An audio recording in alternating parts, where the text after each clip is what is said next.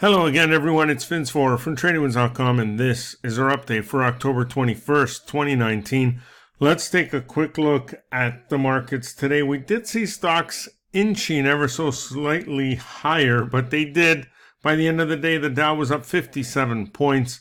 The S&P 500 was higher by 20, and the NASDAQ higher by 73, while the Russell 2000 was higher by 14 points. The bond market did pull back slightly, and the yield on the 10-year note inching higher. It is now at 1.805%. Crude oil down 34 cents at the official close, or 0.63%, while gold also finishing lower by $7.10. And while the dollar continues to show weakness here against the CAD, but bouncing slightly here against 6 other major currencies. Now, having a look at Boeing. Boeing has been in a world of hurt here, obviously with all the 737 MAX issues.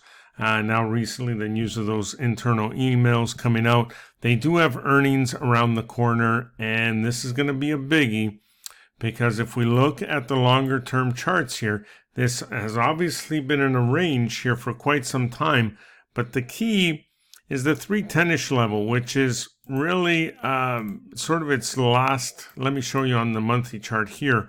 Right around here, the 310-ish level is sort of an area where, below that, there isn't a whole lot of support until we get much, much lower, until we actually get down to about the 150 area. So it sounds dramatic, but that's reality here, is 310 needs to hold. If we don't hold 310, we come down to around the 150 area here. So earnings are going to be super, super important.